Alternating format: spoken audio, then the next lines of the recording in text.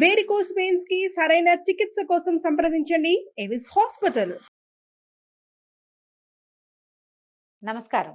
విష్ణు పురాణం 18వ భాగంలోకి వచ్చాం. యయాతి కథ వినబోతున్నామండి. ఇంతకుముందు యదువంశం గాథ మనం విన్నాం. ఒక 5-6 ఎపిసోడ్లుగా సుమన్ టీవీలో కనిపిస్తుంది, మీరు చూడొచ్చు. అంటే కృష్ణుడు ఎందుకు యదువంశంలో శాపగ్రస్తమైన యదువంశంలో జన్మించాడు అని చెప్పడం కోసం ఒక 3-4 ఎపిసోడ్లుగా యయాతి చరిత్ర అంతా చెప్పబడింది. ఇక్కడ కొంచెం విష్ణు పురాణంలో కొంచెం బ్రీఫ్గా వెళ్తుంది.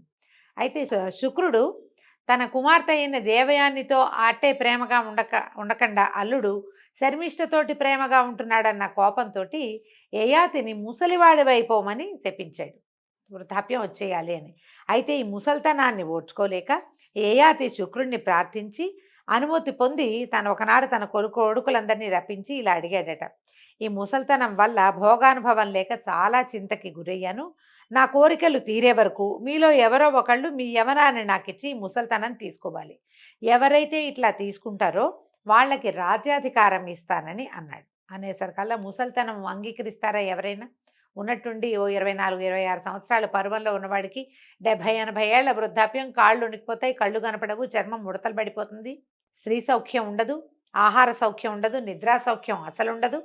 ఏ సౌఖ్యము లేని వృద్ధాప్యాన్ని ఎవరు తీసుకుంటారు? ఏ కుమారుడు ఒప్పుకోలేదు. కానీ కడసారి వాడైన పూరుడు మాత్రం దానికి ఒప్పుకున్నాడు, నేను తీసుకుంటానన్నాడు.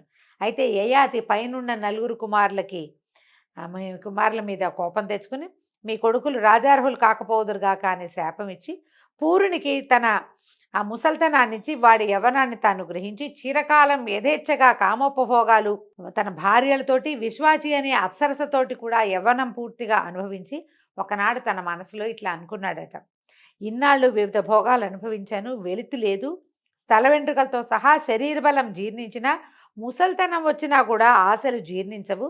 అవివేకులమైన వాళ్ళు ఆశకు చుట్టుకుపోయి వివిధ దుఃఖాలు అనుభవిస్తారు. వివేకులైన వాళ్ళు ఏం చేస్తారు? ఆశలకు లొంగక సుఖశాంతులు అనుభవిస్తారు. నేను చాలా కాలం విషయ సుఖాలు అనుభవించాను, ఇంకా ఆ కోరిక తీరకుండా ఇంకా ఎప్పటికప్పుడు ఇంకా తినాలి, ఇంకా అనుభవించాలి, ఇంకా తిరగాలి, ఇంకా ఇదే బాధ అనిపిస్తూ ఉంటుంది.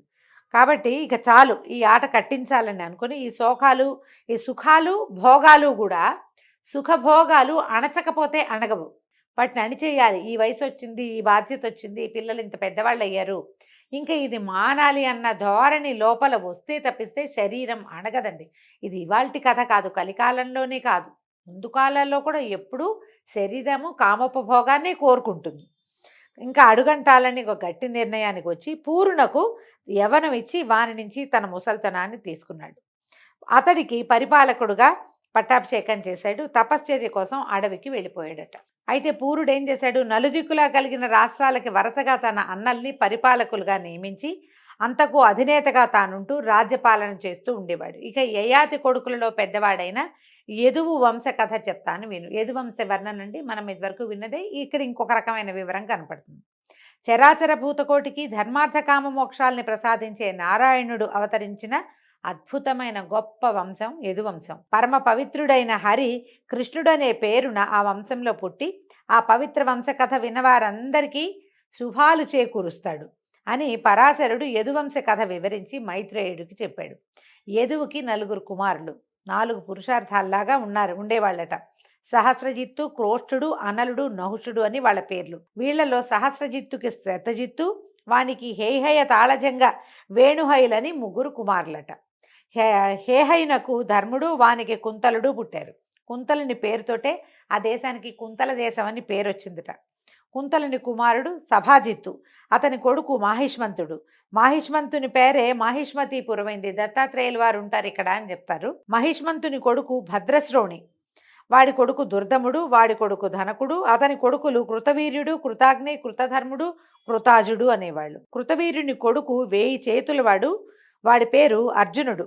ఇతడు ఈ కార్తవీర్యార్జునుడు, కృతవీర్యుని కుమారుడైన అర్జునుడు కాబట్టి కార్తవీర్యార్జునుడు అనే పేరుతోటి అత్యంత ప్రఖ్యాతి పొందాడు అతను. ఈ అనేవాడు దత్తాత్రేయుని ప్రార్థించి యుద్ధంలో గెలుపు, ఎప్పటికీ తరగని భుజశక్తి, పరిపాలన దక్షత, సత్ప్రవర్తన, అంత్యంలో విష్ణువు చేత మృతి వరాలుగా దత్తాత్రేయుని కోరుకున్నాడట.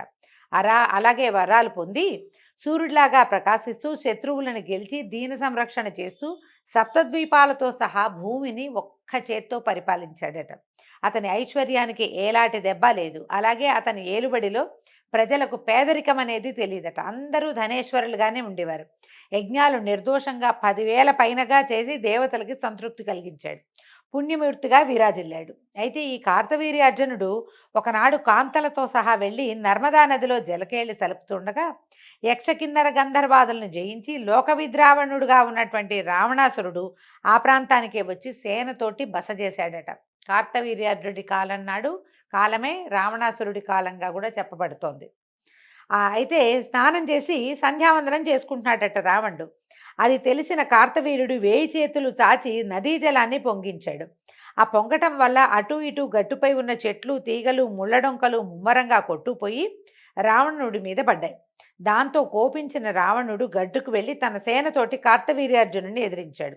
కార్తవీర్యుడు అలాగే ఎదిరించి పశువుని పట్టి ఈడ్చినట్లుగా రావణుణ్ణి ఈడ్చి కాళ్ళు చేతులు సంకెళ్లతో బంధించి చెరసాలలో చాలా కాలం ఉంచాడట. తర్వాత పులస్త్యుడు వచ్చి నయాన చెప్పగా విడిచిపెట్టాడు. ఇలాగ శత్రుభీకరుడై ప్రజాక్షేమంకరుడైన కార్తవీర్యుడు చిరకాలం పరిపాలన సాగించాడు. కాలావసానం సమీపించగా నారాయణాంశతో అవతరించినటువంటి పరశురాముని గొడ్డలి దెబ్బకి గురి అయి తనుత్యాగం చేసి పరమపదాన్ని చేరాడు. అయితే ఈ కార్తవీర్యునికి 100 కుమారులట. వాళ్లలో శూరసేనుడు, వృషసేనుడు, మధువు, జయధ్వజుడు అనేవాళ్ళు ముఖ్యులు. వాళ్లలో జయధ్వజుని కుమారుడు తాళజంగుడు. వానికి 100 కొడుకులట. వాళ్లలో మొదటివాడు వీతిహోత్రుడు. వాని తమ్ముడు భరతుడు. భరతునకు వృషుడు, వృషునకు మధువు, అతనికి వృష్టి ప్రసిద్ధమైన కుమారులుగా ఉన్నారు. వృష్ణి పేరుతోటే వంశం రూపొందింది. ఇక యదుపుత్రుడు క్రోష్ఠుడు. వృష్ణి వంశం ఇదే మనకి మహాభారత భాగవత గాథల్లో అంధక వృష్ణి అలా కులాలు కనపడతాయండి. ఈ వృష్ణి అనే వంశం కూడా వీళ్ళ వంశంలోనే ఒకడి వల్ల ఏర్పడిందట. ఇక యదువు యొక్క పుత్రుడు క్రోష్ఠుడు. వాడికి వంశకారకుడైన కుమారుడు కలిగాడు. వాడి పేరు ధ్వజనీషుడు. వాని కొడుకు స్వాతి, అతని కుమారుడు ఋష్యంకుడు అనేవాడు. ఈ ఋష్యంకునికి కొడుకు చిత్రరథుడట. అతని కొడుకు శశిబిందుడు. జగత్తునంతా ఏకఛత్రాధిపత్యంగా పరిపాలించిన చక్రవర్తిగా పేరొందాడు శశిబిందుడు అనేవాడు. వాడికి లెక్కకి మించిన భార్యలు ఉండేవాళ్ళట. అందరినీ సమదృష్టితో చూస్తూ ఇష్టమైన వస్తువస్త్రాలని సమకూరుస్తూ సవిలాసంగా ఆనందపరుస్తూ ఉండేవాడట. ఈ శశిబిందుకి భార్యలందరి యందు కుమారులు కలిగారు. 10 కోట్ల మంది కుమారులట. ఎంత విచిత్ర గాథలుగా ఉంటాయోనండి పురాణ గాథలు. అందరూ విద్యావంతులు, బుద్ధిమంతులు, బలవంతులు. వారి సహాయంతో ఈ శశిబిందుడు అనేవాడు ఈ సప్తద్వీపైన వసుంధరని ఎదురు లేకుండా పరిపాలించాడట. వాని కుమారులలో పెద్దవాడు, ఈ రాజు యొక్క కొడుకుల్లో పెద్దవాడు పృథుశ్రవుడు. పట్టాభిషిక్తుడే. అతను కూడా ఈ నేల నేలాడు. అతని కొడుకు దముడు, వాని కొడుకు ఉషనుడు ఈ ద్విజులకు సంతృప్తిగా దక్షిణలిచ్చి యజ్ఞాలు చాలా చేశాడట. ఇప్పుడు ఈ ప్రఖ్యాతంగా అందరూ చేసేవాళ్ళు కదా యజ్ఞాలు. ఒకడి పేరు ఎందుకు చెప్తారండి అంటే అందరికంటే ఎక్కువ చేసి ప్రజలకి ఎక్కువ కాలం గుర్తున్న వాడి పేరు ప్రత్యేకంగా చెప్పబడుతుంది. వాట్లలో చెప్పదగినవి ఏంటంటే 10 అశ్వమేధాలు చేశాడట. ఇతని కుమారుడు ఇతవుడు. ఇతవుని సుతువు మధువు. వాడికి 5 కుమారులు ఉన్నట. పరాజితువు, రుక్ముడు, పృథురుక్ముడు, జ్యామకుడు, ఫలితహరితుడు అని వాళ్ళ పేర్లట. అయితే వీళ్లలో జ్యామకుడు అనేవాడు శైబ్య అనే ఒక కాంతను పెళ్ళాడి ఆమెకు వశమైపోయి వాళ్ళిద్దరూ రాజసంగా సంతోషంగా ఉండేట. ఒకళ్ళకొకళ్ళు లొంగి ఉండేవాళ్ళు. భార్యను విడిచిపెట్టి ఉండేవాడు కాదట. ఈ భార్యలకి లొంగి తిరుగుతున్న భర్తల్లో ముందు చెప్పదగిన వాడు జామకుడని ఆ కాలంలో లోకులు చెప్పుకునేవాళ్ళు. క్రమంగా రాజ్యపాలన కూడా భార్యే చేసేది. దానికి దాసోహం అని జామకుడు చేతులు కట్టుకుని బంటులాగా నడుచుకునే దశకి దిగజారిపోయిందట అతని బతుకు. పోనీ ఇంత దిగజారిపోయినా అతనికి సంతానం కలగల. ఆలోచించి భార్యతో సహా అడవికి వెళ్ళి తపస్సు చేయటం మొదలుపెట్టాడట. అయితే ఏమైంది, భార్యాభర్త ఇద్దరు వెళ్ళిపోయేసరికి ఇక్కడ రాజ్యాంగం నడవక శత్రురాజులు సేనలతో వచ్చి ఈ నగరాన్ని రాష్ట్రాన్ని ఆక్రమించారట. ఈ సమాచారం చారుల వల్ల విని ఏమంటావని భార్యని అడిగాడట. పరిగెత్తుకుని వెళ్ళిపోలే ఆ రాజుగారు. రాణిగారిని అడుగుతున్నాడు. అడిగితే ఏమందట, నువ్వు వెళ్ళు, వాళ్ళని జయించి నగరము రాష్ట్రము స్వాధీనం చేసుకురా అని భార్య అనుమతి ఇచ్చాక అప్పుడు ఈయన వెళ్ళి వజ్రాయుధం లాంటి బాణాలు ప్రయోగించి శత్రురాజుల సేనలను కంటపడిన వాళ్ళందరినీ చిత్రవద చేశాట. అంత చేయగలిగిన వాడు భార్యా విధేయుడుగా ఆమె ఏం చెప్తే అది చేసే స్థాయిలో ఉండేవాడు. తప్పని కాదండి, పురాణంలో కూడా తప్పుగా చెప్పటం లేదు. కానీ ఇంత పరాక్రమశాలి అయిన వాడు భార్యా విధేయుడిగా ఉండటం కొంచెం విశేషం. వింతగా ఉందన్నమాట. వాని పరాక్రమము బాణప్రయోగము తెలిసి నిలవలేక శత్రురాజులు పారిపోయి కొండ గుహల్లోనూ అడవుల్లోనూ తలదాచుకున్నారట. రాజు వాళ్ళని అలా విడిచి వస్తూ ఉండగా దారిలో ఈయనకి ఒక రాజకన్యక కనపడిందట. కంట్లోంచి మొహాన్ని కారుతున్న నీళ్లతోటి బట్టలు చీర తడిసిపోయి అంత ఏడ్చేస్తోందట ఆవిడ. అంత దుఃఖిస్తూ ఉంటే సరే ఈయన వెళ్ళి అడిగాడు, ఎవరమ్మా ఏమిటంటే, మా అమ్మ నాన్న మా తల్లిదండ్రులు వాళ్ళు కనపడలేదని దుఃఖించింది.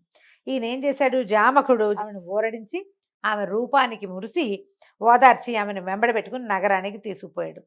చెప్పేసరికల్లా ఏమనుకున్నాడు, ఈ శైబ్యతో చెప్పి ఆమెకు ఎట్లాగూ సంతానం లేదు కాబట్టి ఈ అమ్మాయిని పెళ్లి చేసుకుంటానంటే ఒప్పుకుంటుందని అనుకుని రథం ఎక్కించి తీసుకెళ్లేసరికల్లా శైబ్య వీళ్ళు అందరూ వచ్చి ఎదురొచ్చి స్వాగతం చెప్పాక ఆవిడ ఈ పక్కనున్న అమ్మాయిని చూసేసరికల్లా కోపం వచ్చేసిందట ఆమెకి కొరకొరలాడుతూ. అయితే ఆ కోపంతో ఆవిడ ఏమంది, ఎవరిది, ఎందుకు తీసుకొచ్చావు, దీన్ని మోహించావా, పెళ్లి చేసుకోవాలని అనుకుంటున్నావా ఈ ముసల్తనంలో, అది కూడా నేనుండగా ఇదేం విపరీత బుద్ధి నీకు అని గసిరేసింది భర్తని. కసిరేసరికల్లా ఈయన శైబ్య మాటలకి జంకి గుండె దడదడలాడగా బెదురుతూ చూసి రాజు ఏమన్నట్ట, ఇది కోడలు అని చెప్పాడట. కోడలు మన ఇంట్లో ఉండొచ్చు కదా, ఉంచుకోవచ్చు కదా అని తీసుకొచ్చాను, నీకు ఇష్టమైతే నీతో ఉంచు, కాదంటావా ఎక్కడికైనా పంపించమన్నాడు. పంపించంగానే వెంటనే శైబ్య, ఏమయ్యా ఏమిటి మాయ మాటలు మాట్లాడతావు, నేనేమో గొడ్రాలని ఆవిడే చెప్పుకుంటోంది, పుట్టు సంతతి లేని దాన్ని, నీకు ఇంకో భార్య ఏమో లేదు, శైబ్య నేను ఒక్కదాన్నే ఉన్నాను, నీకు కొడుకు ఎక్కడున్నాడు, నీది కోడలు ఎట్లా అవుతుంది అని అనేసరికల్లా రాజుకి ఏం చెప్పాలో తెలియలే. కానీ ఆమెతోటి ఈ అమ్మాయి నాకు నచ్చింది, దీన్ని నేను పెళ్లి చేసుకుంటా, నీకు ఎటాకు పిల్లలు లేరు, ఇవికి సంతానం కలుగుతుంది నా వల్ల, వాళ్ళు రాజు అవుతారు, అట్లాంటి వాక్యాలు చెప్పడానికి ఆయనకి ధైర్యం గుండె చాలలేదనమాట. ఎందుకంటే ఆమె మాట వినడానికే ఆయన అలవాటు పడున్నాడు, లోపల వణికిపోతున్నాడు భయంతో. ఏమన్నాడు, బాగా దిటవ చేసుకుని, ఇలా గొడ్రాలు అయ్యే ఉంటావా, నీ కొడుకు కలగడా, కోడలు ఉండదా నీకు అన్నాడు. అనగానే ఆవిడ ఏం చేసింది, నవ్విందట. నవ్వుతూ సరే రా అని మేడలోకి తీసుకుపోయిందట. ఆ పిల్లని తీసుకెళ్తే కొంతకాలం హాయిగా ఉన్నారట వాళ్ళు. తర్వాత ఆవిడ గర్భవతి అయింది. ఈవిడికి మంచి రూపురేఖలతో, ఏమిటి ఇంత వృద్ధాప్యంలో చాలా పెద్దది అయిన తర్వాత ఆమెకు ఒక కుమారుడు కలిగాడు. ఎంత చక్కటి రూపురేఖలు, అతని పేరు విదర్భుడు అని పేరు పెట్టుకున్నారట. పిల్లవాడు పెరిగాక మొదట ఈయన రాజు తీసుకొచ్చాడు కదా అమ్మాయిని, ఆ అమ్మాయినిచ్చి వివాహం చేశారట. పురాణంలో గాథలు ఇలాగే ఉంటాయండి. ఇంతకుముందు కూడా చాలా వయసున్న అమ్మాయిని పెళ్లి చేసుకున్న గాథలు 2-3 విన్నాం. ఇప్పుడు ఇట్లా ఏ అమ్మాయి అయితే మా వీళ్ళ ఇంట్లోకి వచ్చాక పుట్టాడో కుమారుడు, అతనికిచ్చి వివాహం చేసుకున్నారు. రాజ్యాధికారం అప్పచెప్పి తన కొడుకుకి ఈ విదర్భుడికి రాజ్యాన్ని అప్పచెప్పాడు. ఎప్పుడైతే ఈ పరిపాలకుడుగా విదర్భుడు అయ్యాడో ఆ ప్రాంతాన్ని విదర్భ దేశంగా ప్రఖ్యాతి పొందిద్దట. విదర్భ దేశం, వైదర్భి అంటే మనం రుక్మిణీదేవి విదర్భ రాజకుమార్తె, ఆమెను వైదర్భి అని పిలుస్తారు. అతనికి 2 కుమారులు పుట్టారు, క్రధకైశికుడు, రోమపాదుడు అని వాళ్ళ పేర్లట. రోమపాదుని కొడుకు విభ్రుడు, వాడి కొడుకు ధృతి కొడుకు కౌశికుడు, వీడి కొడుకు చేది. ఈ చేది వంశీయులు చైద్యులు, ఆ దేశానికి చేది దేశం అని పేరుంది. మళ్ళీ ఈ చేది దేశం ఏదో కాదండి, శిశుపాలుడు పుట్టాడు కదా, శిశుపాలుడు ఉన్నాడు. ఎలాగ మనకి జయ విజయులు ఇద్దరు 3 జన్మలు ఎత్తారంటారు. 3వ జన్మలో శిశుపాల దంతవక్తులుగా జన్మించారు. ఆ శిశుపాలుడు మళ్ళీ ఎవరో కాదు, కృష్ణుడి యొక్క మేనత్త కుమారుడు. ఆమెని చేది వంశంలో ఉన్న రాజుగారికి ఇచ్చారు.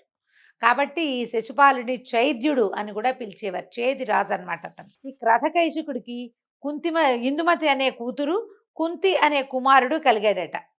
ఈ ఇందుమతి సూర్యవంశజుడైన అజుడికి భార్య అయింది. కుంతి ధర్మ పద్ధతిగా ధరణిని పరిపాలిస్తూ భోగభాగ్యాలు అనుభవిస్తూ ఉన్నాడు. ఈ కుంతికి వృష్ణి, వానికి ధృతి, వానికి దాశార్హుడు, వానికి వ్యోముడు, వానికి అనుడు, వానికి పూర్వహోత్రుడు, వానికి అంశుడు, అతడికి సాత్వతుడు కుమారులు. సాత్వతుని కుమారుడు ఉత్వకుడు. ఈ జామకుని వంశకథలు భక్తితో విన్న వాళ్ళకి ఏ పాపాలు అంటవట. అంటే ఒక కన్యను వలచి కూడా ఆమెని కోడలుగా చేసుకోవటానికి అంగీకరించి దానివల్ల సంతానాన్ని పొందాడు ఈ జామకుడు. అందుకని ఇతని కథ వింటే పాపం అంటదని చెప్తారు. అయితే ఉత్వతుని కుమారులు భజమాన దివ్యాంధ దేవావృత మహాభోజ వృష్ణులని 6 కుమారులట. వాళ్లలో భజమానునికి నిమి, వృక్షుడు, వృష్ణి, శతజిత్తు, సహస్రజిత్తు, యుతజిత్తు అని 6 కుమారులు. ఇక ఎంతమంది కుమారుల పేర్లు చెప్తారోనండి. దేవావృతుడికి బభ్రుడు, దేవవిభుడు కలిగారు. మహాభోజుడికి భోజమూర్తులు పుట్టారు. వృష్ణికి కొడుకేమో సుమిత్రుడు, వానికి అమిత్రుడు, శిబి అని కుమారులు. అమిత్రుడికి సుతుడేమో నిఘ్నుడు, వానికి ప్రసేనుడు, సత్రాజిత్తు అని ఇద్దరు కుమారులు కలిగారు. ఈ ప్రసేనుడు, సత్రాజిత్తు తెలియని భారతీయులే ఉండరండి. ఎందుకంటే భారతదేశంలో ప్రఖ్యాతంగా జరుపుకోబడేది వినాయక వ్రతకల్పం. అందరూ వినాయక చవితి పూజ చేసుకుంటారు. తెలుగునాట చాలా ప్రఖ్యాతంగా వ్రత కథ వినాలన్న నియమం ఉంది మనకి.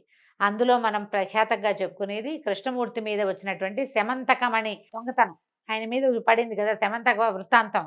ఆ వృత్తాంతంలో కథలో ప్రధాన నాయకులు ఎవరంటే ఒకడు సత్రాజిత్తు, రెండోది అతని తమ్ముడైన ప్రసేనజిత్తు. ప్రసేనుడు మరణిస్తే ఆయన ఆ వజ్రాన్ని ఈయన దొంగిలించాడేమో, కృష్ణమూర్తి ఏమైనా స్వాధీనం చేసుకున్నాడేమోనని అనుమానపడతారు. మనకి ఈ పేర్లు తెలుసు కదా, అక్కడికి వచ్చామన్నమాట.